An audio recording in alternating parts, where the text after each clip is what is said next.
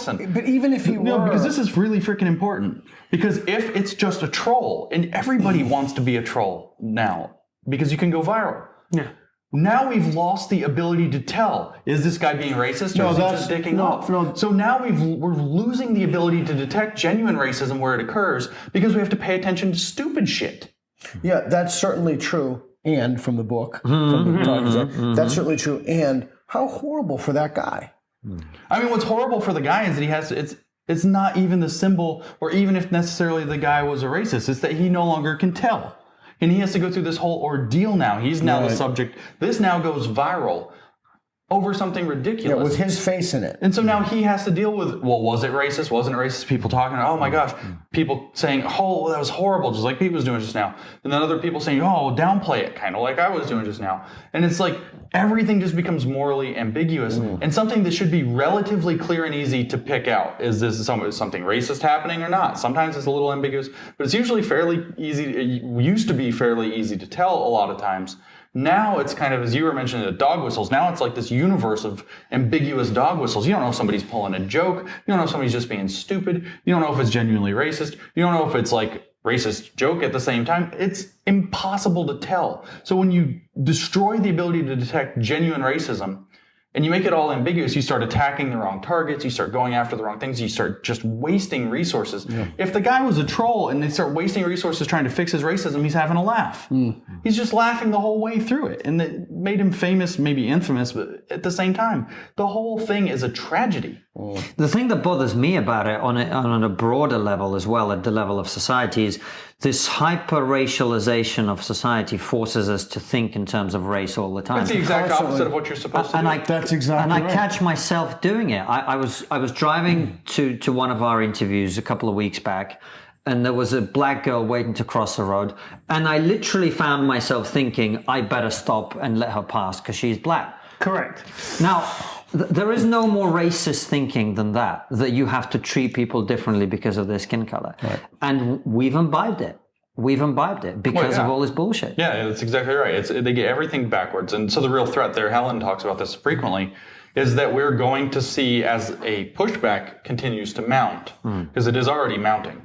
As it continues to mount, we run a real risk now of actually resurrecting, and this is their biggest fear, resurrecting genuine racism. That's correct. And I didn't get it. I wanted to talk about it, but the conversation went away on us last night on one of the panels, so I can mention it here.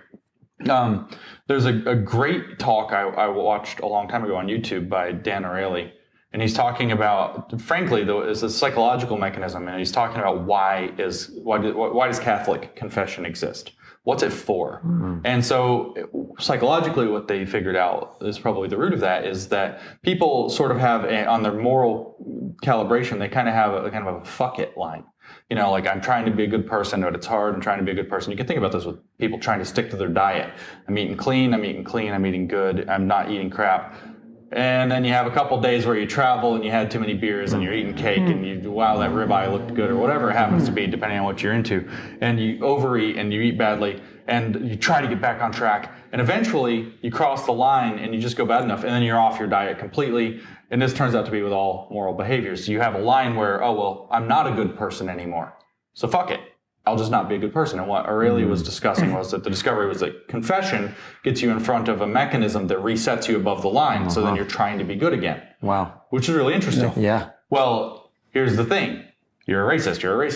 You have to think in racial ways. Sooner or later, people are like, well, fuck it. I'm a racist. And then where are they going? Yeah. And there's no mechanism to come back to the other side. Yeah. There is no, the mechanism they offer is awful. So it's not like, you know, the Catholic confession, I grew up Catholic, it's not that painful. You go in there, you talk to the priest. Hopefully nothing weird happens.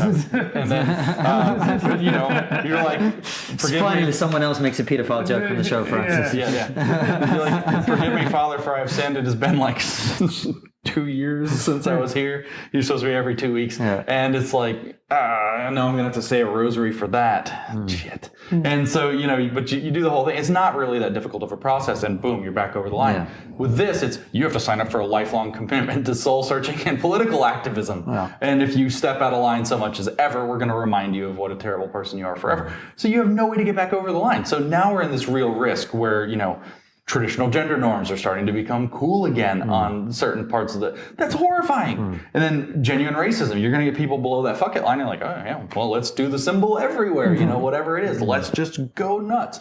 And why can't I say the N-word to whoever I want? And it's just, you really don't want to break whatever societal detente exists that keeps most people above those lines, trying to do it right, even if they don't always measure up. You really don't want lots of people to start falling below that line or decide that line doesn't matter anymore.